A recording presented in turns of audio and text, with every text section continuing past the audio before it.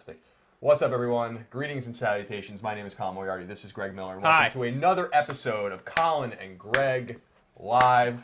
They said we'd never make it 3 days, know. and we proved them wrong, Here we are. everybody. Here we are, The life of us continues. The life of us does continue. We Greg. need to point out. Okay. Well, first off, we're tired. Launching your own business, doing all this stuff, getting 100,000 subscribers on YouTube.com. Oh, thank you so much for that. /Kind of Funny Games, or Kind of Funny is amazing, crazy. We just did the Game Over Greggy show for next week, for Friday, if you're a Patreon subscriber, right before this. And on top of that, then we're doing interviews with other outlets, and we're doing the Kind of Funny Games cast this evening. So it's a marathon of content for us to make today. Yeah, very tired. There's been a very busy week. We just, as you said, recorded, I guess, next week's episode, or this Friday's episode for our Patreon supporters episode of the Game Over Greggy show. And in that, we were basically talking about the rigmarole of everything we've been doing. Yeah. How... And Fernie likes my shirt. Sorry, I had to show it. Oh, it's okay. It's okay. It's all about you. It is. Can you just let me have a moment? No, it's all about you, Greg. We're back. This is our live show, our daily live show every day, every weekday, 11 a.m. Pacific time here on Twitch TV, twitch.tv/kindoffunnygames. Colin Live explores all the different things. Just tell me, Scarp. Nice, it's ugly. Nick Scarpino, everybody, the producer/seducer. He's got a new shirt. Is it a new shirt? No, he's kindoffunny.com/store. Oh, you he's can got buy a new the shirt, producer/seducer. you can buy, absolutely. Kevin Smith approved. So this is our daily show where we talk about all things kind of nerd culture. So, helping, as it were, Greg, video games, comics, movies, and all those things. But Greg, some news broke just very recently. You know what my reaction to that is? What's that? Watch the screen over there. You have to understand that I'm Geraldo. I'm not anyone to trifle with. I love that you actually made it happen. Yeah! I want you to know that getting that into our program not only crashed the program this morning, it wiped out our original. I had to rebuild everything this morning to get it. Well, because you don't trifle with. Nobody should trifle with Geraldo. I love that you. That's what it's all about. Just for context, that was from Celebrity Apprentice, and I took a video. I rewound it and took a video of it and sent it to Greg because I thought it was the funniest thing I've ever seen. So anyways, you said there was news now. There's happened. There's news. So let's jump right into the news, and then we'll get into everything else a little later about what we're doing here, because I think this is going to be important to a lot of the people. Welcome, Robot Time Lord. New sub. Marvel. This is from Marvel.com. Marvel and Netflix announced release date for Marvel's Daredevil. Yeah. The Man Without Fear will be available to audiences around the world. We've teased you with casting announcements and photos from Marvel's Daredevil, but we can finally tell you when you can see the series for yourself. April 10th. Exclusively on Netflix. Okay. That's right, Marvelites. Season 1 of Marvel's Daredevil will premiere with a 13-hour, 1-hour episodes on April 10th, 2015 at 12:01 a.m. Pacific time in all territories where Netflix is available. How do you feel about this news? I don't really care, but I know that a lot of people out there do. What I'm interested in is that Marvel is making. Let me reverse it. That Netflix is making so many moves that they're able to get something that I feel like is this high profile. That's not something. House of Cards is awesome. We love House of Cards, but it's not a Marvel property that had a movie that maybe wasn't very well liked, or whatever, but like it's a property that they can do something with, and Netflix got involved, and they're now getting something from Marvel, and Marvel, of course, is the part of the zeitgeist right now. So I think that it's a pretty big thing. What do you think about it? I'm so stupid. I was thinking this like we're doing like a podcast. I can just ask the audience. Everybody knows I'm a big DC fan. My question at the top that I need the chat to answer for me is: this happening in the Marvel Cinematic Universe? Is this in the Agents of S.H.I.E.L.D. world and then in the cinematic movie world? I want to know that. What do I think about this, though? I'm excited. Daredevil's a cool character. Cool cat. One of those Marvel characters that I actually know a little bit about, appreciate. Loved Kevin Smith's run on Daredevil, which is one of the reasons I think I like him more than anybody. What I dig about it is, first off, the concept's cool. This blind superhero, he's out there. It is cool. Fixing Hell's Kitchen, doing all these cool things. Oh, so it takes place in New York. Yeah. Okay. What I also really, really dig about it, he's a lawyer. It is in the Marvel Cinematic Universe. Thank you for everybody saying that. What I also dig about this is the actor. How far did you get in Boardwalk Empire? The end of the 3rd season, I want to say. How many seasons have there been? I think there's 5 total. Oh, crap. Well, this is the young Irish guy who was plowing Lucky's wife there that they had broken up by that time. You know what I'm talking about here? We're going to get his information. I don't think so. The Twitch is going to shout out his name. Do you know what I'm talking about here? I know who you're talking about. What's his name? No? I'll look it up for you. Well, thank you, Nick. Nick's the producer They slash should be in producer. my bedroom under my TV. Nick needs keys to leave the house since we're doing a live show and none of us know where our keys are. They're not in the silver bowl out there? No, I can't see it. They're not in my pants pockets. I don't know where they are. Probably ate them. He's a great actor. We're about to get his name from Nick over here. You gotta. Well, I'm sure. Again, just tell me down. I didn't slow the chat. People are yelling at me. All right. We need to know what his name is. Oh, damn, I want that Nick emoticon. Just become a sub. Huh? Okay, good. All right, so what I'm interested to ask you and maybe the audience out there. Charlie Cox. Charlie Cox is fantastic, and I'm really excited to see what his take on Matt Murdock is. Well, the one thing I'm not sold on is the outfit. The outfit is black. Like, it's cool. Have you seen it? No, I'll look it up right now. Okay, good. Dang, you know what? I gotta find my wireless keyboard because then I can pop things up over here too. So if I could, but I can't. Okay, go on. You were saying something. I wish it was the red. I like the red duds more than I like these black duds he's wearing. Now, granted, again, you can already see it side by side with a comic frame. We know what's up against it there. I think it's neat. I mean, that makes neat. a lot more. That makes a lot more sense. He was always in like a dark maroon. You know what I mean? It's not like he's in like bright red. You know what I mean? Like even that is. I mean, it's black. I mean, this is pretty well, bright. it's on black and white kind of. They're making him pop. All right. So what I'm most curious about, Greg, what I'm most curious about to ask you with this particular announcement is that, again, we've talked about this in the past, where I kind of feel like superhero movies are kind of becoming. It's critical mass almost at this point. Real quick. Like they're what. We have Mr. Goose saying that this is his pre-costume from the comics. He will adorn the Crimson later in the season. So I'm all set. Good. Now you're talking about oversaturation. Okay, so we were talking about oversaturation of the movie, specifically with Marvel announcing, and DC's kind of doing the same thing where they're announcing their slate maybe even 5.5 years ahead of time, which I think is like really ridiculous. And I do think that it's going to rubber band and that some of these movies aren't going to do well. Although we have to figure out what that is. But I feel like with Gotham and with Arrow and The Flash is starting, it's already been going on, and now this. Again, it seems like there's an inundation of too many comic book things. Because to me, like, it seems like people like Arrow. I'm sure that show is going to be perpetually on the bubble though, because of Arrow. Yeah, because of It's what do you mean by on the bubble? Like that it's on a smaller network, and that like they are going to have their expectations are lower. I don't think Arrow. I guess I'm thinking about with Gotham being on a bigger network, whatever. There's not a lot of hype about Gotham. I don't see people really talking about Gotham, and people don't really see that it's good. The expectations are lower because I think Arrow's on CW, right? So I think that the threshold there is lower for them. This comes back to what we're talking about with big name characters. Batman, Gotham, that's so established, people know it, and the show has not been a home run from the get-go. So for sure, that one, people are like, eh.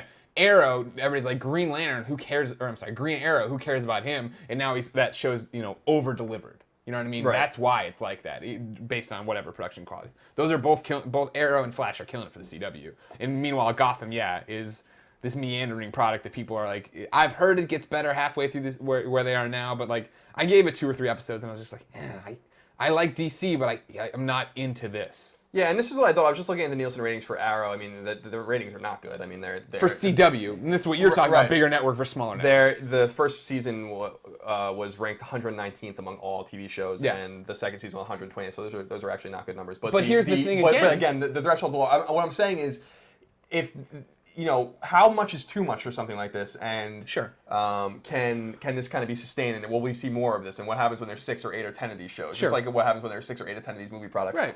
Well, see, now this is, I feel like, first off, Daredevil is the step in the right direction for what you're talking about. Yeah, Arrow's TV ratings suck because nobody watches TV anymore. Arrow was doing well. Mike Pereira from IGN was telling me all about it. Database Mike, shout out to him, about how great it was and this, that, and the other. And it wasn't until it came to Netflix and I could binge watch it where I was like, this is awesome. And everybody did that. And then I went and bought them all, season 2, the first half I had missed, bought them all on Amazon Prime. You know what I mean? That's where they're making their money. That's where they're doing this. This is the changing landscape of TV, right? And that's the same thing with Daredevil. If Daredevil was a weekly show, no, I probably wouldn't give it too much, I'd try to catch it here and there and the other. Netflix, catch it. That was interesting. What's the not pilot look like? Okay, great. The same thing with Gotham even. If I could jump ahead, people are like, oh, it gets good here. Well, it's like, I've already canceled on my DVR. I don't feel like catching up with it. But if I can just binge watch, that's where it works. And this is what we're talking about too with like the way, not you and I was having a conversation with someone who shall remain nameless about The Walking Dead. It was Nick Scarpina.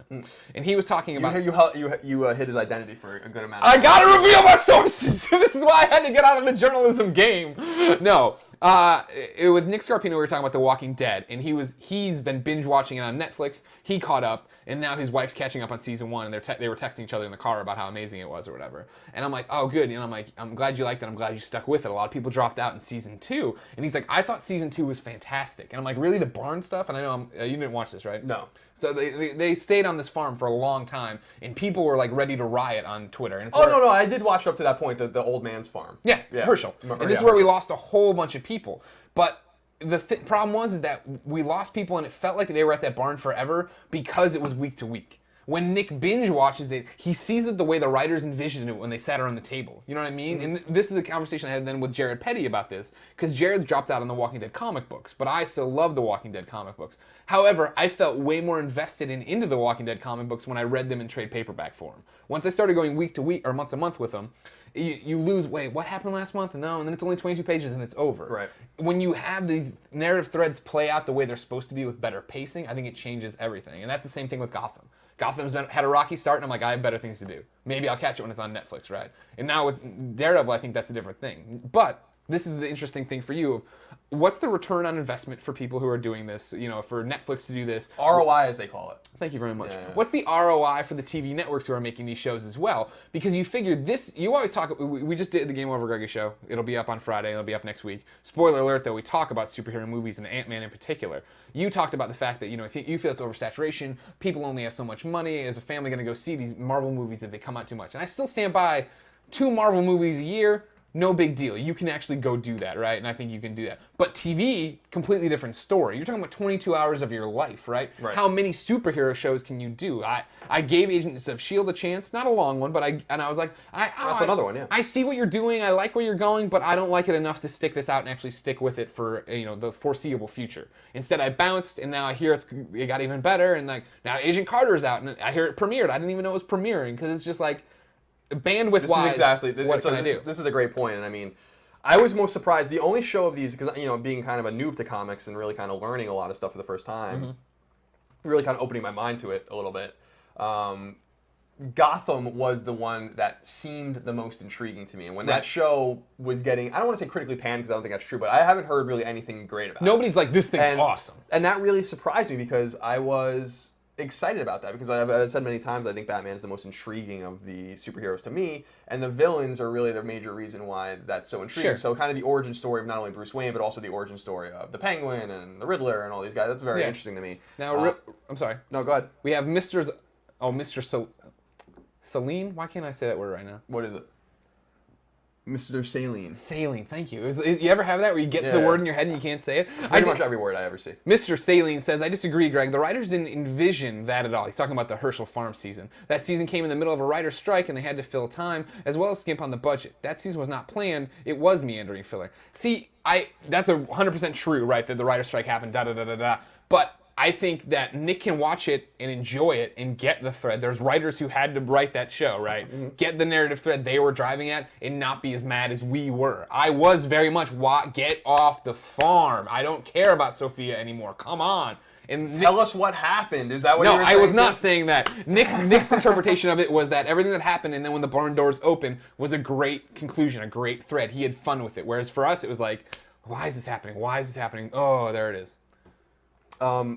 Real quick, Greg, some people please. are asking me about the green drink. Yeah, Dion Troy J. What the fuck is Colin drinking? So I'm gonna explain a little something to you guys. Team fact. Well, I'm gonna explain something to you about this. Don't pull my game on me, Greg. I'm doing it. I don't want to do it. You're a pretender to the throne. We'll see who's the pretender when we go to hard water. We will see. Yeah, we will. They won't. No, we'll talk about it tomorrow. So I don't eat breakfast at all. I don't eat typically from 8 at night or so until 12 or 1 the next day. So like a 16-hour period. I'm just drinking these for breakfast in addition to nothing because I don't usually have anything to eat. So technically I'm having more calories than I usually do. So team fat all the way. My girlfriend makes this. It's spinach, I don't know, parsley, pears, apples, whatever. It's pretty good. It's actually really good. It doesn't go down hard. It's actually pretty Sean good. Pitts, #quitter. Immortal Sandwich, Team Fat My Ass, Colin is a pretender. Oh my God. There's a struggle. Huck Tanner, all lies. There's a struggle for the throne. Oh, now here, Dazul says, Walking Dead is completely awful. Arrow, Flash, far better shows. Funny what people will stick with, no matter how lame the series gets. Yo, Dazul, fuck you. I actually agree with him in the sense that I don't remember exactly when I stopped watching Walking Dead. Yeah. I remember that I watched at least 3 or 4 seasons of it, I think. Like around You didn't watch the governor comes in. Yeah, I mean when that creepy scene with his daughter and all that kind of stuff. Yeah, I got that far. Okay. And I thought that the show was totally falling off a cliff too. So I think that a lot, and that's why I stopped watching it. Like I was just like, I'm not intrigued by this anymore because there are shows that, like Celebrity Apprentice, for instance, one of the Yeah. great shows of all time, where Great narrative thread in where that show Celebrity comes back and Apprentice. I'm on it I like know. this. Or Down Abbey comes back, which is one of the great shows of all time. Right, Literally, right. seriously, one of the great shows of all time, and it comes back and I'm on it. Sure, I You know what understand. I mean? I understand that. But I am going to go back and finish it. I'm not putting Walking Dead TV in the pantheon of Mad Men or Breaking Bad, but it's a show that I enjoy. You know what I mean? And I enjoy it for the same reason I enjoy the comics, which is the people. You know what I mean? The stories about them and what's happening. The reason I had a problem with season 2 and the barn and all that stuff is that it took forever, but it just nobody was moving, nothing was happening. And you don't know like what I mean? farms. I hate farms. Oh my god, all the corn growing on them, Mm-hmm. it grosses me out. But no, they've turned it around. I thought in particular with they took so many mid-season breaks. But last season's mid-season break, when they came back for the second half of last season, they told a whole bunch of stories that were like about specific characters. You didn't jump around in the episode. It was like, all right, here's Daryl, here's Beth, this is what they're doing together. And then, okay, here's Carol, here's Tyrese, this is what they're doing together. And that was an awesome structure that I wish they'd get back to. Because now, it's interesting. I cared more about these characters because of those things, but now it's that hodgepodge of like, all right, 5 minutes with Meg and Glenn. All right, now I'll hop over here. Now we come back here. And it's like, no. Just like, I'd love to see him kill a whole bunch of people on the Yeah, show. that was Get it what I down to was Rick, wanting Carl, to. and Michonne and just go that way. The Game of Thrones kind of route. So let's stick with the Marvel movies, Greg, because another big piece, or Marvel properties, I should say, because another big piece of, I don't know what the hell you're doing. I'm It's dancing. scaring me. I'm dancing. Ant-Man, Marvel's Ant-Man, or Yeah. as I like to call it, The Ant-Man. is coming out Weirdo. officially July 17, 2015 in the United States. That's its release date. Paul Rudd obviously stars as the Ant-Man. Michael Douglas is in it as presumably the original Ant-Man, Yeah, as Hank I Pym. understand. Hank Pym. Corey Stoll's in it, who of course is from House of Cards. Patrick Wilson's in it, etc. and so on. So Evangelina Lilly you left out there. oh, sorry, yeah, I skipped. Yeah. It's Kate, right? Yeah, it's Kate from Lost. from The Lost. We gotta go back. So, how do you feel about this news? And I mean, this kind of goes back to, again, the oversaturation of Marvel properties, in my opinion. But at the same time, you educated me on something. I knew that, and maybe some people, I'm sure a lot of people out here do know this because Let us know in the chat. They're into this a lot more than I am, probably, in terms of the comics. But I knew that Sony had some sort of deal with Marvel with the Spider-Man movies, right? Yeah. I didn't know that they didn't own, in terms of film production, the X-Men property. Right, yeah. Fox Because I was wondering, I'm like, why Ant-Man? Like, why not Bishop Yeah, or you're saying Cable Cable, or yeah. like, I don't know, just there's like a Right. bunch of different characters, and you kind of educated me on that, so that makes a little more sense. It shows how weird and crappy business can get, right? And the fact that Marvel was in a rough way, right? And they had to make money, so they got rid of those rights. And then, they came out and they're like, granted, X-Men really started it all off. X-Men started the current superhero, trend we're caught in, right? Bryan Singer did a great job with 1 and 2, and that kind of reignited everybody on what these things could be. And that, helped get Marvel back into black, but it also then moves on without them. And Spider-Man's the one that hurts the most. In the fact that, especially now when they're talking about doing the Civil War movie coming up and stuff, it's like, Spider-Man has such a cool role in Civil War. And now to have Sony, because they're in a tough way, talking to Marvel about it, it's like, yes. But I don't understand, again, I say it all the time, I didn't major in business. I wish I knew a little bit more about contracts, OEG, and whatnot. But my thing with the current state of the Marvel universe is Marvel is like the biggest thing happening right now. And granted, it's Disney too, and yada, yada, yada, but their movies come out and they all print money. I don't understand how Sony and Fox can't see that and want to do crossover and this, that, and the other. And like, why are they hung up on like whose logo goes in front and who gets boxed? It's like fucking. It could be, movies are in a dire way. Period. Be happy that this is hitting and make it awesome. But I'd like to think Spider-Man, as far as I'm concerned, I saw that on the TV, the one with the rhino in it. Saw it on the TV. Amazing Spider-Man 2, yeah. Yeah, and then I was on an airplane coming back from like Europe or something. Yeah. This And is how then you watch all your Spider-Man And I haven't movies. seen the one with Electro, right? He's the bad guy in the newer Spider-Man movie. Well, that's the same one as the Rhino movie. Oh, it is? Yeah. Oh, so I'm thinking of a different one then. No, I saw that one. Okay, so I didn't see the one before that, right? Okay, yeah, In it other was words, they Lizard. rebooted it 3 times or something. That's what I'm thinking of. Yeah. Just once. And They I'm did the Sam Raimi films and then the Andrew Goldfarb movie. right, so the ones that came out like when I was in high school. Yeah. Okay, right. Okay. They say And that it seems like that's more Spider-Man. The Spider-Man property seems to be more in dire straits, as you were saying, not only because of the company that's kind of controlling it right now, but because of maybe some unsavory films that people didn't really care about. Yeah, they don't know what they're doing with it. But with Fox, Yeah. with X-Men, I'd like to think that they're a little more cognizant of the fact that there is such a thing as too much. They went to the- and they did release Days of Future Past, right? Yeah. And that did very well. Right. So, I mean, Yeah, Fox went to the brink with X-Men. Like, X-Men 3 Last Stand was garbage. Then they did Wolverine X-Men Origins, and that was garbage. And it was like, okay, you're self-destructing. Great to see it happen, right? And then they came back with First Class, and people were like, all right. And then they did The Wolverine, and people were like, oh, it's all right. It's pretty much it's okay. We'll let it go. And then then they came back and did the whole Days of Future Past, which is awesome. And now they're talking. Now they're doing Apocalypse and stuff. And I liked Apocalypse in the cartoon. oh yeah, He was a very cool character, Yeah. big character. yeah, he was big. Very big character. I had the action figure, if I remember correctly. Yeah. Yeah. No, I mean the X-Men that's the problem, and that's what spoiler alert for the Game Over Greggy show. Why Tim was like, they'll never give that up because they're still making money on X-Men. X-Men's still doing really well for them. Spider-Man, on the other hand, is completely off the rails at this point. They don't think Goldfarb will be back for other movies. They're not sure. They're talking about the Sinister Six movie. Hell yeah. They talked about this, Mysterio. but without Spider-Man.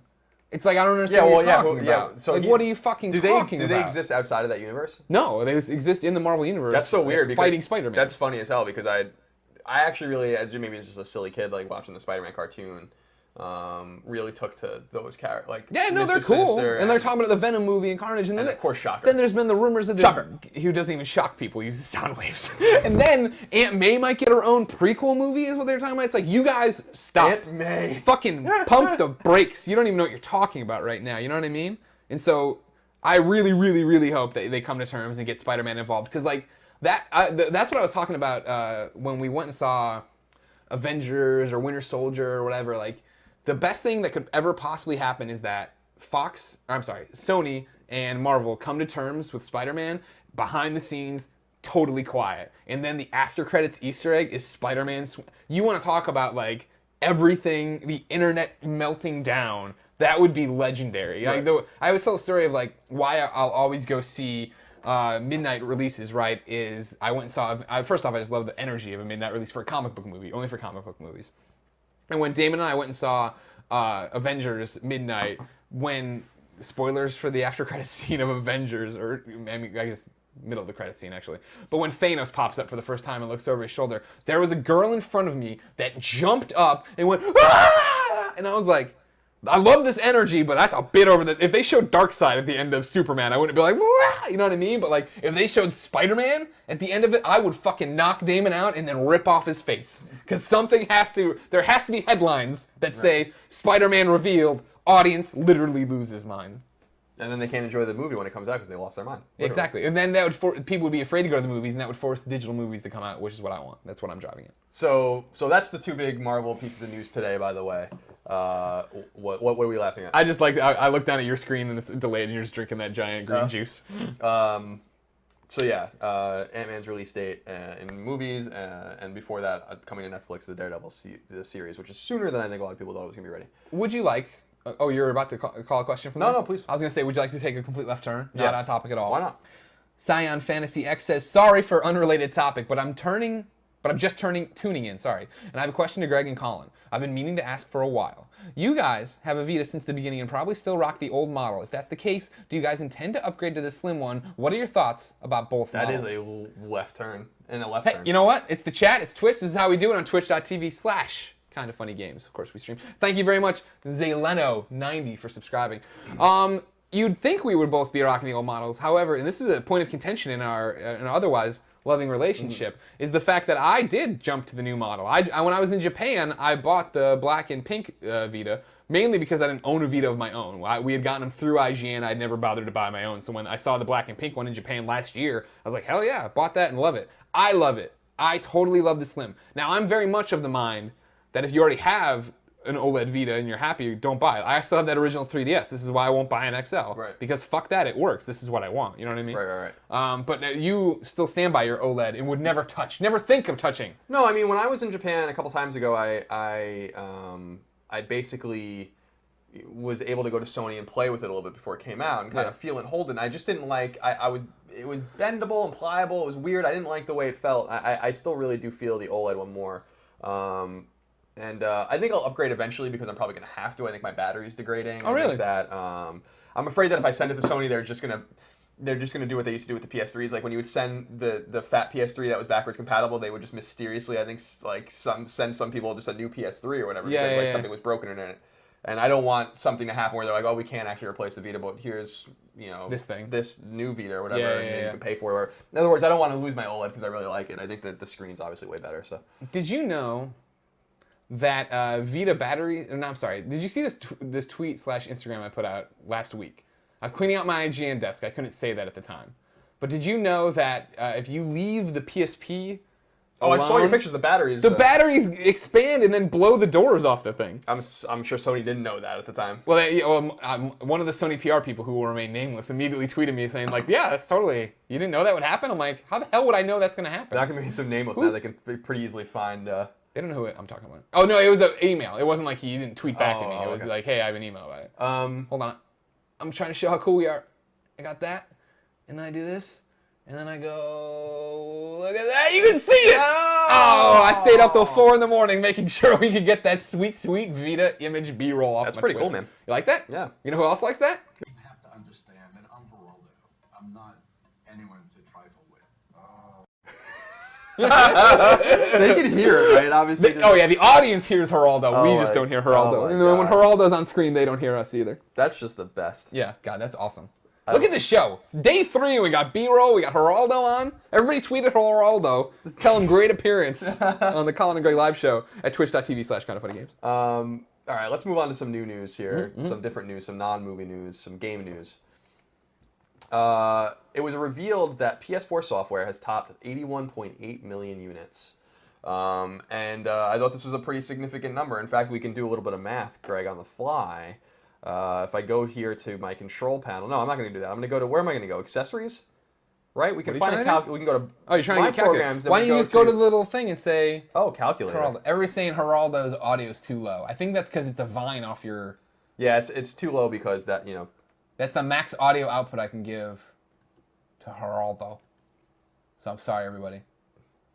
it's all right, guys. We'll bump him up in post one day. So anyway, this software sales number of for PS4 of 81.8 million, which presumably, unfortunately, this press release that I'm looking at anyways in Japanese, but this number has obviously been translated by other people. But I can't read it specifically enough to make sure that it's all titles. I assume that is retail and digital. That would be a really high number. If it was only If retail. it was just box copies, yeah, that'd be insane. So it's certainly digital games as well. I think the bigger question is, does this include PS Plus downloads as well? But the attach rate is going way up for PS4. We know, as we discussed on the show yesterday or 2 days ago, that PS4 sold 18.5 million units to consumers. With 81.8 million software sales, that is a 4.42 attach rate. So PS4 has a 4.42 attach rate, which is way higher. I think the first time it was reported was a 2.3. So the attach rate has nearly doubled. What do you make of that, Gregory? It's good to know people are buying the system and buying games. You know what I mean? I think we talked about that yesterday, right? When we were talking about how the giant, massive number of PS4 sold, which was what, 184? Was that right? What was it? What? PS4 sold. What was the number we gave out yesterday? Oh, 18.5 million. No, it wasn't 184 million? No. You Definitely sure about not that 100. number? 184 million PS4s, making it the highest selling console of all time. I was really upset. I threw that softball and you were like distracted by the chat, and I was like, oh, I gotta poke. Sorry, him again. I'm trying to. No, that's how the keep Twitch up show here. works. We're keeping up with everybody. I'm glad people are buying games. It's interesting, and this is what people always talk about with us, right? Like, well, how does Sony compensate numbers for digital releases? Like, NPD comes out. It's this, that, and the other. We never know exactly. They only ever talk about their digital sales when it's really good news. Right. So it's good to see that it's really good news, right? That you've been concerned. You've been vocally concerned on this show, on Podcast Beyond, on other shows, the fact that people are buying the system, but do they have games to play? And clearly they do. Yeah, they're finding games, and I've said that I feel like on PS4 specifically, there's a lack of AAA exclusives that are must play. I think Killzone Shadowfall is a good game. I think it's a great game. I really like the campaign a lot. I thought Guerrilla made some real nice strides in reimagining Killzone and making it more interesting, because I think that series was really stale. And I actually think that Cambridge did a really nice job too with the handheld version of Killzone. Yeah, on Vita. no, totally. So I think that's a good game. Knack, obviously, no one really cared about, even though it sold really well. It was bundled in Japan, so I think its sales were inflated. And I wouldn't be surprised if we saw Knack too as well.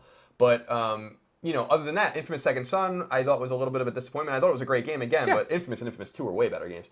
And Cole's a way better character, I think, than Delson. So, in other words, these systems are selling, and these games are selling without that guaranteed millions and millions of copies that Uncharted 4 will sell. The guarantee bump that PS4 is going to see with Bloodborne and the Order 1886. It's actually very intriguing. I think a lot of these game sales are surely happening digitally. Right. With the great digital games that are available, like Resogun, for instance. Cell Processing asks us, will we ever talk about other platforms? We love you guys, but PC gamers are here too. Here, to my recollection, Colin, correct me if I'm wrong, you're just pulling the news of the day. That's how this works. Yep. If we're missing PC news, number one, tell us where to find it and what it is. Number two, I guess, would be what it is. Yeah, we definitely don't want to. We want to talk about everything. It's just one of those things. Yeah, you know. I go to gaming websites and movie websites, and I just look at the biggest news stories, and I'm not seeing anything big for PC. I will be clear that is there a new driver out? Not like like a driver for your computer. I do want to be clear too that we want to be able to be kind of authoritative, but at the same time honest with you guys that if some big MOBA news or League of Legends news happens, I don't really think we can talk about that. At least not right now with the preparedness we have, because I don't know anything about those games. So I'm not going to just pull literally anything. Yeah, you're not. Hey, Greg, there's a new patch for Dota, and it makes jungles less effective, and we're gonna sit here and go, okay. Wait, the jungles are less effective? Yeah, that's a real thing. That actually is a kind of intelligent thing to say about Dota. What the hell? I don't even know what the hell that means. Yeah, they have jungles you can hide in. They call it jungling them when you jump out and attack people. All right, should we move on, Greg? Are you ready? Yeah. PS Vita says, do you go to IGN for news? We sure do. Oh yeah, I go to right now we're at IGN and GameSpot. I'm on GameSpot. This is I thought was a really interesting news story. This is from Eddie over at GameSpot. And this is a story that I actually have seen going around. Yeah. PCGamer.com, people are saying. On YouTube, the 2014's YouTube searches. YouTube obviously is owned by Google. They released what people are searching YouTube for the most, right? And they said oration. And I was really interested by this. They released the top 10. Search terms on YouTube. So Google has revealed the top search queries according to GameSpot for YouTube in 2014. So here's number 10 is Taylor Swift. Yes. Number 9 is Eminem. What? Number 8 is Happy, presumably the Pharrell song. Oh yeah, that Number makes 7 sense. is PewDiePie, which is unbelievable. Shout out to PewDiePie. Yeah, good for him. He follows me. Number 6 is Beyonce. Number 5 is Drake. Number 4, this is for Tim, is Frozen. Number 3 is movies. Number 2, Minecraft. Nice. What the hell's number 1? Music. But I think that what this shows you is that, let's see, Taylor Swift, Eminem, Happy, Beyonce, Drake, and music. So 6 of the top 10, including number 1, are all music-based. Obviously, YouTube is awesome for music. I use it for music all the time. But you see the power of gaming here, too. Yeah. 2 more of them are PewDiePie, who's just a dude, a very popular YouTuber, the most popular YouTuber at all, makes millions of dollars, does a great job, people love him, is the 7th most searched for item on YouTube in the world. Yeah. And Minecraft is just a video game, and obviously a very popular, prominent video game. Number 2, the number 2 most searched for item. So I'm really, really intrigued by that. I mean, it shows the power of what Minecraft is. Minecraft, spoiler alert, we filmed one of our Let's Plays with it for, not Teaching Tuesday, right? Which one is it? Friday. Anything Goes Friday, where I wanted to show you and Tim it, because you don't have the experience I do, thanks to playing so much of it. And what's great about Minecraft, right, is that you get dropped into a world and you do whatever. And so when you do that, you're immediately left to, well, crap, now I need to know how to do this, how to do that, how to do that. Then you're into the rabbit hole of somebody who made the Starship Enterprise, then how this. Then you find Let's Players who are like, the Achievement Hunter guys do such amazing stuff. Like I have to show you this one they did, right? Where they built Monopoly. And they play a game of Monopoly in Minecraft with that's unbelievable. Awesome. It's so amazing. What great ideas. It's really We got to make our server. I keep talking about that. So I just thought that people would be interested in that. I know a lot of us will really, especially me, I love niche games, indie games, JRPGs, all this kind of stuff. Yeah. We are a small group. I mean, we're a passionate group. Yeah. But, man, the passion right now rests with guys like PewDiePie and games like Minecraft. And Kind of Funny Games. And you can't, and Kind of Funny Games. And you can't deny the power of those products, whether it's the game or whether it's the person, and I think that that's really intriguing. Henry Wigabago says, hey, what's going on, bros? Your hair looks nice today. There you go, Carl. Oh, you were worried about your hair yesterday. I wasn't really worried about it. I was just saying that. You were pretty worried. I was just saying that, you can't have it both ways. You can't have it one way and you can't have it the other way. What do you got next? Should we move on? Let's stay on GameSpot and go to this next story, also by Eddie at GameSpot. Jax377 just subscribed. Welcome aboard. Thank you. This was interesting. Someone tweeted me this not too long ago, so I think this might have been happening already. But this is basically pointed out by GameSpot. So they say PlayStation TV's price cut across U.S. retailers. Someone had tweeted at me maybe last week that they got PS Vita TV or PS TV for $80 instead of the $100. Oh, Real nice. shocker, because I'm sure it's flying off the shelves. Yeah, right. But here's what Eddie at GameSpot says. He says, the official price point for PlayStation TV, Sony's new launch micro console, is $100 for the base package and $140 for a controller bundle. But many North American retailers are selling them for less. We were tipped off by a reader, maybe the same person, that numerous retailers, including Amazon, Walmart, Best Buy, and GameStop, are selling the base package for $80 and the controller and game bundle for $100. So maybe now is the time. You've been waiting for the PS Vita TV. It might be. Well, I mean, some people. I would say wait a little bit longer until it gets down to 50. Yeah, I mean, I kind of want one just so we can actually. We have one, don't we?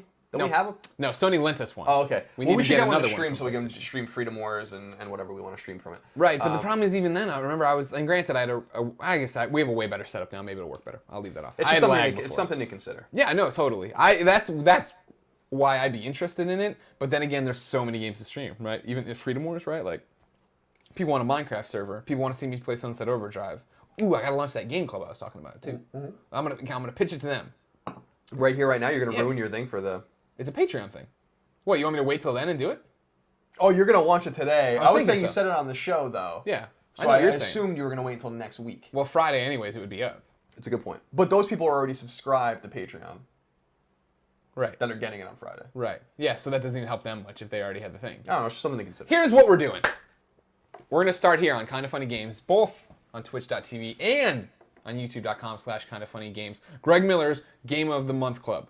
And it's like Book of the Month, right? We're all going to play the same game, and what Colin's talking about is that you'll hear all this discussion later. We're all going to play the same game, and then we're going to talk about it together as a group. We'll have them 1 month to play through and do it. Not the most novel idea. I'm just ripping off book clubs, and I guess you were saying US Gamer does it too, Yeah, right? US Gamer does a really cool... In a magazine, or not a magazine feature, in a written feature. Right, exactly. All right, so we're doing the video feature. So we acknowledge, number one, that other people do this, and I'm not trying to rip anybody off. Number two, though, we're going to put it up, and here's how it's going to be different. We'll announce the game we're playing. Then on patreon.com/kindafunnygames, we're going to put a tier in there where you support us, you get all the other benefits, but there'll only be 3 slots. And those 3 people who do it for the month will then get the game for free from us. We will give it to you, whether by hook or crook. And then you will come on and we will do a little like Google Hangout with all 4 of us talking about it. There'll be a chat over here where everybody who wants to can talk about the game too. Then we'll take the whole thing, snapshot, save it, and put it up on YouTube. So it'll be one giant thing crossing over all the Kinda Funny game streams. I'll try to get that up on Patreon today. It's a great idea.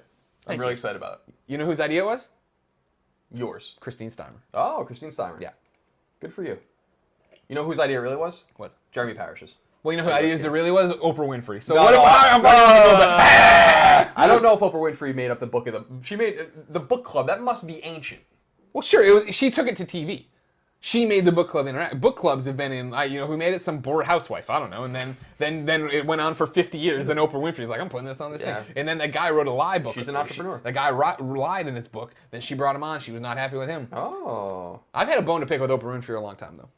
Really? She's a fellow Chicagoan. Chicagoan, homegrown Chicagoan there. I don't think she's actually from Chicago, but Chicago's her city. Chicago is my city. Here's where me and Oprah have beef. A little movie called Ghostbusters 2 comes out in 1989. Greg is very excited. Little Greg is 5 years old. He wants to go to Oprah Winfrey's show to see the Ghostbusters on the panel, to see them in real life. Greg's Aunt Dell, wonderful woman, very, very hip. Taught kids radio in high school. That was her. That was her thing. Interesting. So they ran a little high school radio station. She's using, again, hook or crook, using all her connections in the industry. She had a lot of people to get there, to get to Oprah's people, to get tickets, right? To go around the real ticket way. She gets all the way to the Oprah ticket person, who like a friend of a friend, and he's like, well, we can't do it. Little Greg is too young. You have to be 18 or whatever to come to Oprah Winfrey's show. I'm heartbroken. Watch it on TV. I still have the VHS tape back home or whatever. It's great. There's no kids in the audience. There's some idiot adults with kid proton packs on. I was not happy about that. Fascinating interview as well, though. Annie Potts said she wasn't big into school, and that at the end of the day, she would just throw her books in her locker and shut the door. And look how well it worked out well for her. Oh, definitely. Designing women, Ghostbusters, come on, that's a career. But here's where it gets fucking angry, and little Greg turns on Oprah Winfrey like a rabid dog. A couple years later, another movie comes out called Ninja fucking Turtles. And guess what the audience is? It's motherfucking kids left and right. There's no age limits on Ninja Turtles coming on Oprah Winfrey. They had to make an exception probably at that point. Get your fucking shit together. Ghostbusters 2 is not a movie designed for adults. It was designed for kids. I like how you said Mizzou. Like, I don't know how that snuck into your... It's been a long day already, and we have lots more show to go. All right. I thought this was an interesting story. This one comes from HuffPost Entertainment. Christopher Rosen over there wrote this one. He said, The Interview, which is of course that controversial movie. Yeah. That North Korea apparently hacked that we don't really know. There's a lot of controversy. You don't believe it. Well, I don't know. Government conspiracy. I don't know. The Interview was an inside job. I don't. That's what some people say. You're an interview truther.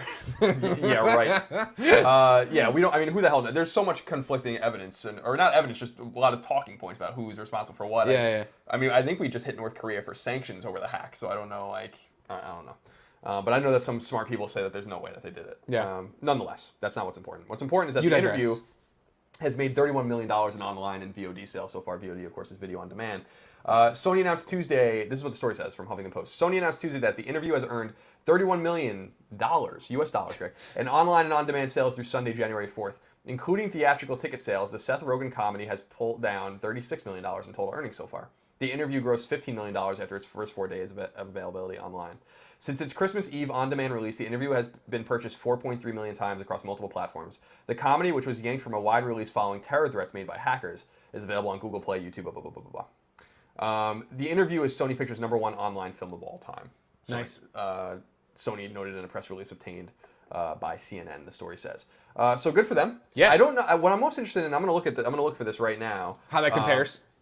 Well, not that. I want to see usually how much it was made for. Yeah, how much it was made. Yeah, the budget was $44 million. You have to include that. Probably includes everything you would assume, right? Yeah. Like marketing and stuff. So they'll probably make their money back. Yeah. Which is nice. On a movie that got its legs chopped off from underneath it and did all these different things. Now, granted, the publicity of a country taking down a thing and everything definitely helped the movie. I still need to rent it. I know we said beforehand we were going to rent it regardless. I'd like to support it. It's been kind of busy for us here at the end of the month. But I mean, this is my big problem is that, I've been very vocal on the Game Over Greggy show that I want all movies to move to this digital platform. Yeah, absolutely. I want day and date digital releases. Nick thinks it's a terrible idea and it'll kill the blah, blah, blah. It won't. People are still going to go to the movie theaters, but I will actually give you more money than than what you are already getting. You're not getting my money right now by making me wait forever. Like, wouldn't you want the money up front to inflate your number? I don't know. No, it is. I don't know. It's just an interesting dynamic with that movie generally. We were talking about when we were at Dave Fenoy's, I think, about how we're going to look back at this specific movie in 50 years. Yeah. Or in 20 years or in 30 years and be like, remember that time all that shit went down? Yeah.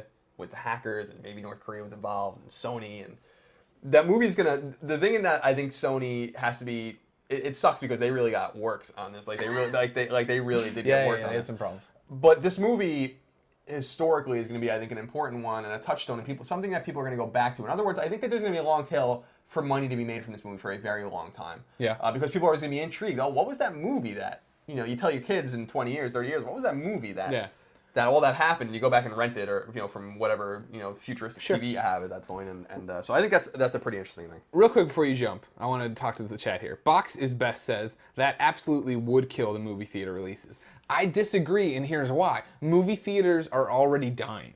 They're already way too expensive. They're already not a profitable game. They are going to continue to fall off. The only way to stand out is to offer better service like iPix or Alamo Drafthouse and be something better than just a movie theater, right? So by that model and by that line of thinking, you're going to see movie theaters continue to shrink till they are I think what you're thinking, you're a little bit further ahead, that they're like a once-a-year event. This giant movie comes out and it's an event. Or you want to go see Interstellar in IMAX. There has to be a special thing to get you out. Now, the people who already love going to the movies and support going to the movies, they're going to continue to go. It's still going to be an event. It's still going to be a date night. If you're in high school, it's still going to be what you do with your friends, right? Because that's what I did all the time in high school. I don't know about you. Yeah, I mean, I went to the movies a lot. Yeah, so did we. It was what you did, right? Because you can't drink. And it's cheap. What do you do? It was relatively cheap. Yeah, sure. You work for $6 or $7 an hour. Yeah. You go to Max and Irma's before, then you go to the AMC Cantigny. You go there, you do that. That'll continue. Yeah, there'll be less movie theaters, but don't kill them. Right now, they're going to die on their own anyway. I'd rather just speed it up, get me what I want right now, so movie theaters make their money and get to do it. Not to mention that you can get better independent movies all over the place. Absolutely. Yeah. I agree with you completely. I think that the situation with movie theaters and the price of movies is untenable. I think that movie budgets are becoming bloated. I think that's why a lot of studios are losing big on movies. Yeah. I always think about a recent, not super recent, but a recent box office disaster was The Lone Ranger. Like that like they took a bath on that movie, man. Right. Like, and that's just because that movie was more expensive than it had to be, and it was a big event. Like, I agree with you. I think the placement of movies in theaters has to be more thoughtful. I think that you make more money initially if you don't have. It's not. I think people have this mentality when it's like, oh, you rent the movie the day it comes out. Interstellar comes out, you rent it at home for $4.99. No, you rent it for $19.99. Exactly. I'm still paying a lot of money, Yeah. but I don't have to worry about getting there and parking. I don't have to worry about an expensive meal. I just sell it for the same price, if not a little bit more than a movie ticket, and I will see it. You Yeah, know what mean? I would gladly pay, like when Interstellar came out, I still haven't seen it because I have to go to Yeah, the theater, right? me And it's too. out now and I have to wait. I would have gladly paid $20 the day it came out. Gone Girl. Glad. Sean Finnegan and Nick Scarpino and every one of our nerdy little film friends was like, oh, Gone Girl, so amazing. And like, I would have loved to have seen it, but I didn't want to go to the theaters. And then I as soon as I saw it on Amazon Prime, I was like, fuck yeah. There you go, done, and I'm watching. And not Amazon Prime, Amazon Instant. I don't think it's not a Prime movie. I paid for it, is what I'm saying. I will continue to pay for movies early. I will continue to access. And the problem is, like, what we're talking about with the movie theater, right? The same thing with the movie theater is happening with TV, with YouTube, and with digital content. The industries are all shifting, you know what I mean? It won't be long before the independent filmmaker whose movies you're already seeing on, Amazon, they have all these different things on there, or Netflix, Say or Mike whatever. Aransky, for instance. Sure, yeah, Phobia. You'll see them coming up on YouTube, right? Once you figure out a monetization method that way that can make sense, and you bring down, as technology gets better and better, right? As we live stream the show with all these different things below us telling you information on the fly, as that kind of technology gets to the point where it's like neck and neck with everything and it's affordable, then yeah, people are going to be making movies and putting them everywhere and doing everything else. Go back to your Twitter. I just saw a picture of Mike Coulter, I think. I guess he plays a character. Let's. All right, cool. I can't tell if that's Mike, actually. IGN. Put up news stories I can read. I don't want to watch your videos when I click on your links. Come on. Oh, now here's an interesting thing. This is another part to bring into it. Okay. The feeding legend, the feeding end. Movie tickets are only $8 here. I don't know where they are. $20. Lol. Welcome to San Francisco. What is it? It's like $14 for a movie ticket. Yeah, right that's what I was now. saying. Like, if my girlfriend and I sat down to watch Interstellar the day it came out for $20. And that's an IMAX ticket, by the way. Yeah, that's literally saving me $10 from going to the movie theater. Yeah. And I can just stay at home. Yeah, like, so that's a great price for me. Carlos here says, by this theory, Greg will gladly pay over the odds to watch a Taylor Swift concert sat on the sofa. No, see, that's the difference. Well, I would actually if it Live wasn't music. No. I'm sorry. I got to interrupt here. There is no comparison between seeing live music and seeing a movie in a theater. I mean, that's very. But stick with me for this right now, for this one thing, right? Taylor Swift's coming to Levi's Stadium this summer. I am going Where the Niners play. Yeah, I'm going to see the Santa Clara 49ers. I'm going to see that concert because that's an event. I love Taylor Swift. I want to support her. I want to go out and do it. Now, if Taylor Swift's concert in Levi's Stadium was available on demand from my house, I would still go to the concert. I want that event. Same way, if I really love movies, I'm going to go to the movie theaters to support them. In the same breath, though, if Taylor Swift's concert was in Las Vegas and she streamed it, yeah, maybe I would put it on. You know what I mean? Right. I'm just talking more principally about. I mean, that's I know, true. I'm just talking like seeing a movie theater in a theater is a thing, and people like to see it, but it's not comparable to like the comparison of like sitting on your couch watching a movie is not comparable to sitting on your couch watching a concert. Like, a live concert is if you go see the right bands and you're in the right place in the right time. Yeah. Much Bones 127 is also the pride of Long Island. He says tickets are $15 there. on the LI. I absolutely believe that. Go get him, Porty. Long Island's absurdly expensive. Hey, look at my big man, the pure one. Tim Getty's bringing me a coffee. Let him host. There he is. Now you can see yourself. See? Oh yeah, I like that. Yeah. Well, look at yourself. Look at yourself. See? We're making you a star, Tim. All right, let's do some tech news real quick, Greg. This is an interesting one. This is from 9to5mac.com via Drudge Report. This story was written by a man named Mark Gurman. This is what he says. Apple Watch launch is expected in March. Retail training set for mid-February. Man, I do not want that. Apple is finishing up work on the Apple Watch's software, and sources familiar with the product's development say that the device is currently on track to ship in the United States by the end of March. Apple previously said that the wearable product will ship in, quote, early 2015, end quote, while Senior Vice President of Retail Angela Ahrens, I don't know how to say that, Ahrens? How do you say it? There's just a lot of consonants I would say right Ahrens. there. Yeah, you're fine. Got a bit more specific by telling employees that the launch will occur in the spring after the Chinese New Year. Several sources tell us that Apple is planning an extensive testing program to familiarize Apple retail store employees with the new product category. 1 or 2 representatives from many Apple stores in the United States, depending on store and market size, will be sent to Apple offices in either Cupertino, California or Austin, Texas, to learn firsthand about the watch. These training programs will take place between February 9th and February 16th. In the couple of days preceding the official Apple Watch release date, these employees will then train other employees in their respective stores. In the months following the device's introduction in September, Apple has been polishing up the Watch OS and putting the device's battery through more extensive training. Apple has also been working overtime to improve the inductive charging mechanism necessary for charging up the device at night. Of course, unexpected delays in software development and manufacturing could push the watch back further in the year, but March is the current plan. The Apple Watch will come in three collections, Standard, Sport, and Edition, and several distinct wristband designs will be sold. While Apple has only revealed pricing for the metal and glass sport model at $349, which is absurd, rumors indicate that and it's absurd as me putting that in there. Sure. Rumors indicate that Apple will price the stainless steel and sapphire crystal standard models at around $500, while the gold version will be priced in the thousands of dollars range. That's the story. What do you think of all that? That's a lot to take in, a lot to unpack, but I don't want that watch under any circumstance. Nothing they've done or said about it has made me interested in it. They've put watches out of business with the phone they gave me. And the people are making fun of your gulp again, by the way. I do what I want. You see, you didn't do it at all there. Really? You didn't, So that's how I got to swallow not to do it. Yeah, dude. No, you still did it. Damn it. Really? We got to. I'm sorry, but go on. Oh, yeah. Fuck the Apple Watch. That's the end of it. Yeah, I agree. I think it's a stupid product. I think it's cool in a way, but like, why? What's so weird about it to me? I mean, obviously this thing's small. It doesn't have the. I'm sure they can put the processing power in if they want. It would just make it very expensive. But Yeah. you have to have your phone on you to use it. Yeah. What is the point? You know what I mean?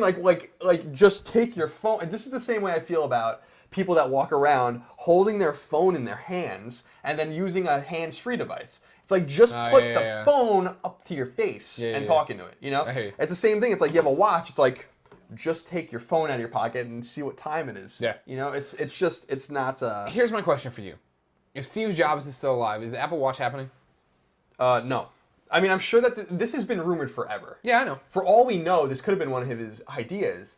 He's had failures before, right? Like you have to go way back in the Apple history, but something like the Lisa was a $10,000 Apple computer in the early '80s. That was a total flop, but I don't see the vision for this. This is the problem with not having Steve Jobs, and this is what I've been saying. I mean, we've talked, Steve Jobs and Wozniak were... The Woz! Wozniak was the technical expertise, and Steve Jobs was the visionary, and perhaps one of the great visionaries of all time in anything. Just one of the great visionaries. He saw something, right? We often talk about how in the mid-'70s, when they would go to the Homebrew Computer Club at Berkeley, when they were making Apple I, that Wozniak wanted to give it away. That wanted to like give away the knowledge about how to build this, and Steve Jobs was like, "No, we can make money off of this, and this is a revolutionary product. What are you thinking?" Yeah, you know? yeah. Of course, they didn't know at the time that Xerox was making the Alto and the Star. Sure. But nonetheless, he was always the guy that saw the market potential for everything. He saw the market potential for Apple II. He saw the market potential for Mac. When Apple was floundering and a quarter or two away from bankruptcy in the '90s, he was the one that came back as a hero. He invented, didn't invent, but he helped create the iMac, which gave them a more hip look and a hip feel. The iPod, which was an insane revolution and revolutionized not only that, but the whole music industry. He revolutionized things with the iPhone and the iPad, and the watch just doesn't seem to be a revolution. Think about you can't live without this. Yeah. Ever again. Well, a lot of people are pointing out this is, again, Box is best. A sub and a pro turbo user, a good guy here. Well, first off, El Manthropo says, Steve, the man who feeds you! Box is best says, wearable tech is insanely cool, and I love my Moto 360, only because it keeps me off the phone more. I can easily dismiss shit I don't care about, and I can spend less time on my phone, which is good for me and everyone. But the Apple Watch is trying to be a device that I use instead of my phone. It tries to do everything my phone does, which I don't effing want. Here's my thing about this, and people pointed out are saying that Steve Jobs, first off, Nickinator says he wouldn't have released the iWatch. Some people are saying he was involved with the early planning of the iWatch, which I believe. I'm just saying I don't think it would have gotten to this point, because you know what I think is cooler tech? Is Google Glass. Not in its current state. I'm thinking like 2 iterations down here. Google Glass Mark IV will be a rad thing. You know what I mean? That gets me excited. At no point do I want to latch on. I don't wear watches. I haven't worn watches in forever, right? My arm's too skinny to really. Yeah, they just fall right off. They fall right off your little girl wrist. But I don't want to get on another watch, but I already wear glasses. So improve something I'm already carrying, right? The phone has put, I think, in my mind, at least for my argument right now, the watch out of business. And the reason I keep buying a new iPhone is because they keep improving the iPhone, right? So if you can improve my glasses and get Google Glass down to this. I think that's exciting to have a stupid notification that pops up if something's happening or I need or whatever I set it to. You know what I mean? Like I still haven't seen, like I'm not walking around like, oh man, Google, take a picture. Like I'm not like, that's not where I'm at, but like I do think that's a cool. I'm more interested in where that tech goes. Yeah, like the heads-up display and whatnot. Exactly. Yeah. Yeah, I think that here's the interesting thing about Apple and what Apple's always really done is that they're not the first ones to make a computer, right? A home computer. They're not. They're not the first ones. Apple One was a revolution because it was the first marketed home computer, but there were people working on things that would have maybe evolved into that eventually, right? They weren't the ones that made, the MP3 player. They're not the ones that made the smartphone. Yeah. But when they make something, it becomes a mass market device that enters consumer consciousness. Yeah. It's the same thing with the watch. There are wearable devices that we talked about one that use Android and all these kinds of things. These one-off kind of things. I think are on Kickstarter and stuff like that. Yeah. The thing is that we're really going to see the market viability of something now that Apple is doing it, because we saw the market viability of the MP3 player not when companies in the late '90s were making them, but when the iPod came out. Right. We weren't seeing the viability of the smartphone when people were using BlackBerries. We saw it when the iPhone came out. And so we're going to see the same kind of thing, I think, with this. And what we could be totally wrong, but this doesn't strike me as something that is going to reach consciousness. Like it's expensive, and you have to, when they can get the processing into the watch and make it a little bigger, man, that's a different kind of thing. Like some sort of data pad of some. Sure. It's a weird idea, and I really don't believe that Steve Jobs would have released it. I think you would have gotten into the prototype, and I think something would have changed. You would have gone somewhere else. It seems like it's not to me a giant step forward. You know what I mean? I feel like Apple products are usually this big step forward, at least when they introduce like the original model of something. You know what I mean? Like, remember the first time you saw an iPhone, like when they held it up, you're like, what? No buttons? What are you talking about? Yeah, I mean, it was a very weird thing. Yeah. I mean, there's awesome story. I mean, and we've told this story. This is in Walter Isaacson. I think this is in Walter Isaacson's book, but someone had, maybe it's not about Steve Jobs, but someone had told me this, or I read this, that Steve Jobs was such a visionary down to the minutest details that even on products that seemed like they were going to be sure hits, like the iPhone, the iPhone's the iPhone screen was plastic during the prototype phase. And what he realized when he was carrying it around in early 2007 was he had his keys in his pocket and it was scratching the shit out of the phone. And he's like, you got to make this glass. And we already manufactured them. And he's like, well, too bad. Yeah. So they cared about, like, we have to replace the screens. They have to be glass. They're going to get scratched. People are not going to like the product. And so there was thought down to the minutest details. And I don't understand the watch. I want to play with it more when I go to an Apple store and Powell or whatever. I'll mess with it when they finally. SAC USMC 27. I can't wait for the Pit Boy. And people are saying I still have an iPhone 4. No, I don't. I have an iPhone 5S. S. 5S, brothers and sisters. Let's move on to some last bits of news here, Greg. Okay. Bourne 5, according to IGN, the untitled next Bourne chapter. This is the one with Matt Damon coming back, right? Let's see. Yep, Matt Damon will return as Jason Bourne. And Paul Greengrass will return to direct the franchise's fifth film. It will release July 15, 2016. And then push 2 weeks, I'm sorry. So it's July 29, 2016 from July 15, 2016. Okay. And that's pretty exciting. I haven't seen Bourne 4, I guess. Is that even out? Is that a movie? Yeah, that was the Jeremy Renner one, Oh, right? okay. Yeah, I saw the first. I really, really dig those movies. He wasn't, correct me if I'm wrong, chat, Renner didn't play Bourne. He was another agent like Bourne that was out doing his thing. Correct? Thank you, chat. That's Nick. I'm looking forward to that. I really like. Really?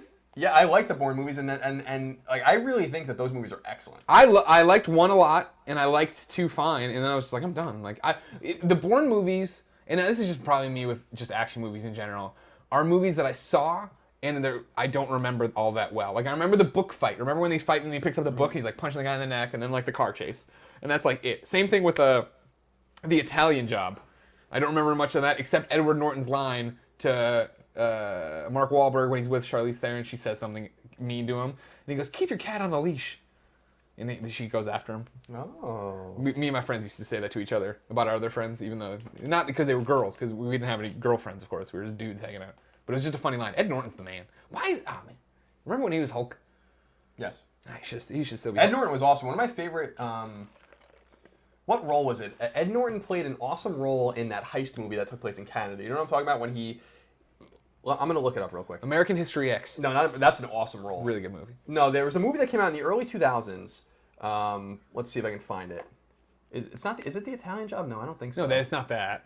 What was it? While you look at that, Dion Troy J says, I'm ironing while watching you guys, in all caps. So thank you for ironing with us.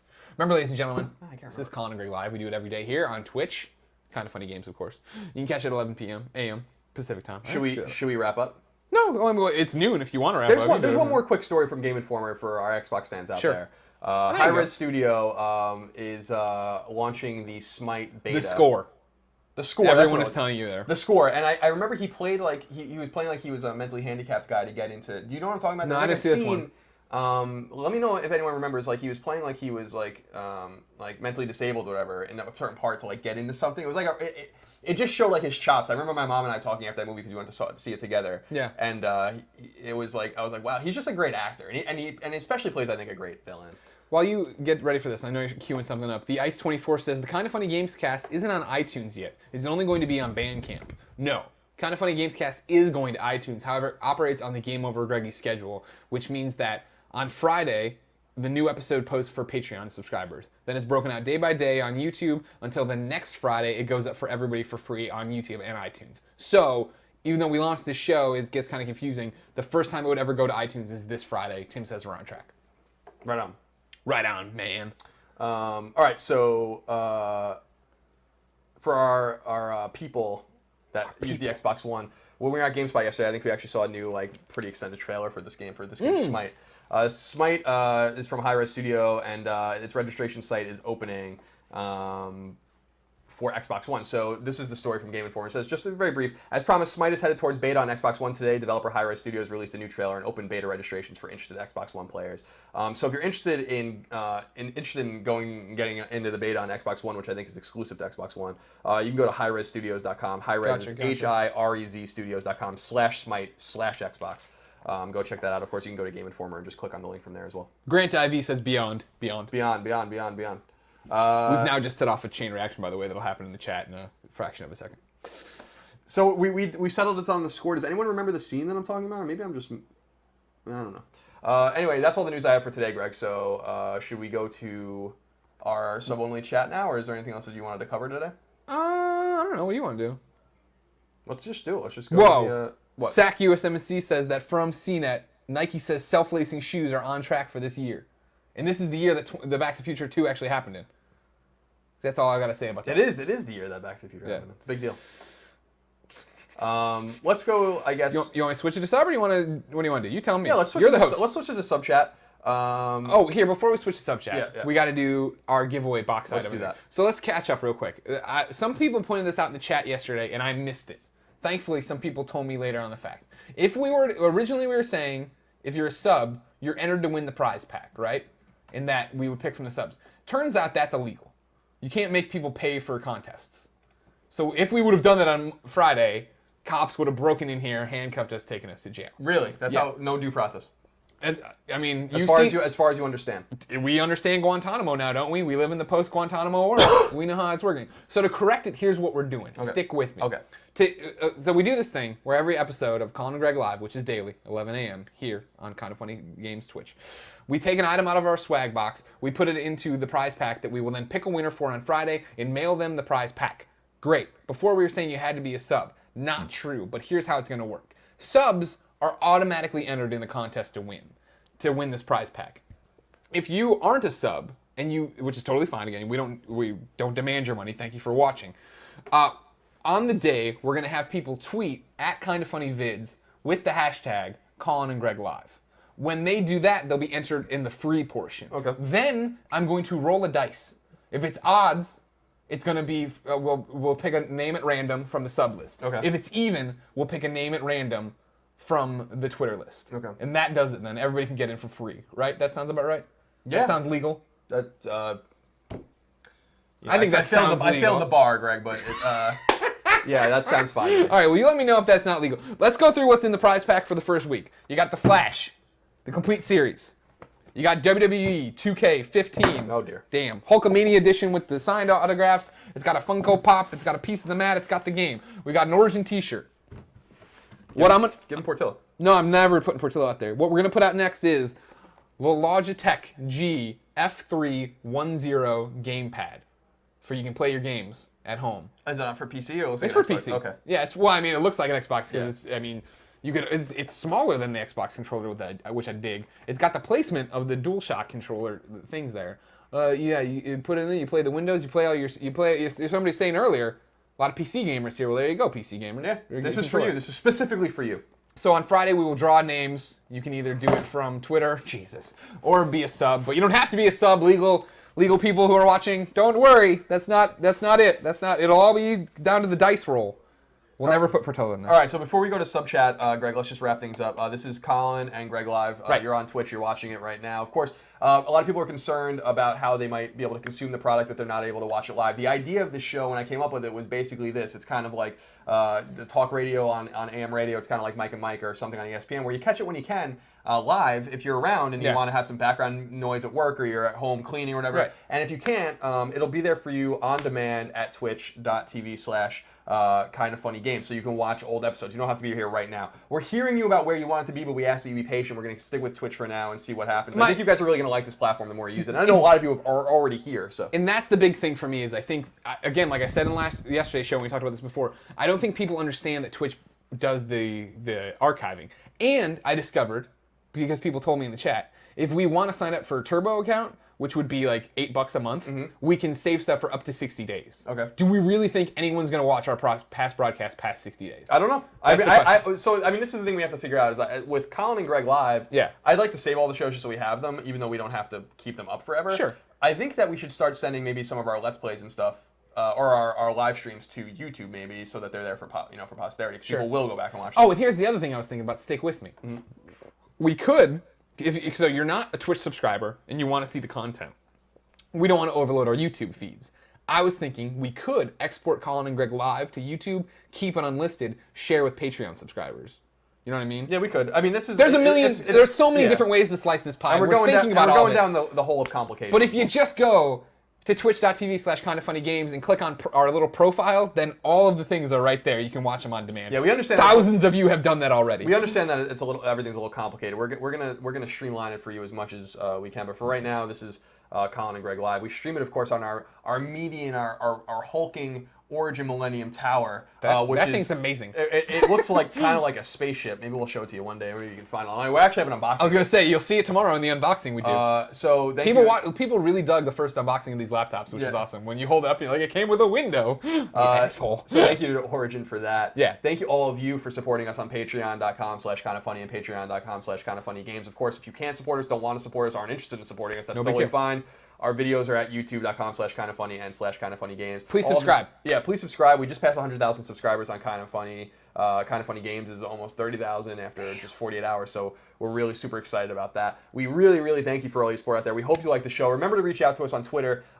Greg is Game Over Greggy. I'm No Taxation. Let us know what you think of this show in particular, because we want to kind of cater it to your guys' needs and wants. So we're really so heartened as how many of you guys. This is an extraordinary amount of you guys. Yeah. This thing is almost 4,000 of you right now watching this live. So.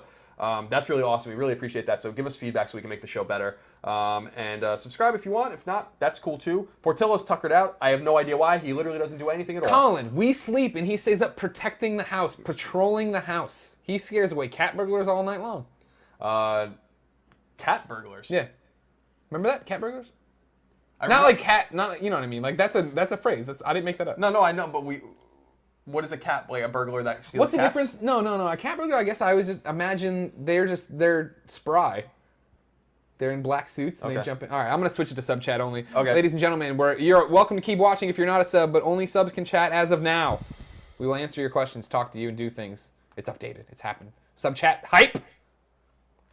Cheese661 says, I wish I could afford a laptop like that. I understand. Origin has a whole bunch of different ones out at originpc.com. Yeah, these laptops have been very, very kind to us. They're really good. And Origin has been very kind to us. So let's get into it, Greg, for about 10 minutes, and then Can I yell at Tim? Yeah, go ahead. Yo, Tim. The Keyblade in chat says, did you see the news? Tell Tim that Goody, voice actor, states on Twitter that Kingdom Hearts 3 voice acting is finished. The game releases in 2015. Bam, says Tim. He doesn't believe it, but bam. Will there be Kind of Funny Games content on the weekend, says Purple-Headed Hot Dog, one of my favorite subscribers. No, I don't think we're going to be doing any of our shows over the weekends, but we might occasionally, do a like something like this, a stream, not the Colin and Greg show, but. Weekends are free form. Weekends are your chance to catch up. Maybe, yeah, I will be, when we play video games for fun, yeah, maybe we click on a stream, but there won't be anything we're really sitting around going like, all right, this is what it is, this is how it happens, blah, blah, blah. We're going to kind of the idea one day would be to move to having weekends again, where we're not working all the time. This week is a different story. This week's crazy. We want to make sure we take care of you. You've all been so good to us on Patreon, on YouTube. We want to make sure we're giving you what you want. Foggy says, hey, Foggy.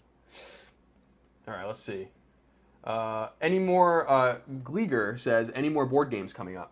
We were going to play Monopoly, another 7-game tournament, because Greg can't wait another year to get beaten badly. Oh, my shot at that belt, son. Wait, the belt is so the belt is just whenever you want it, you're going to challenge for? Because I thought that was No, we talked about this. The belt is for the annual Black Friday tournament, but it's the Monopoly Championship of the house. We launched a Kind of Funny Games thing. Everybody loved the Monopoly tournament. We're doing one exhibition match for the belt, and then next Black Friday will be the next, and then we'll be back on that track.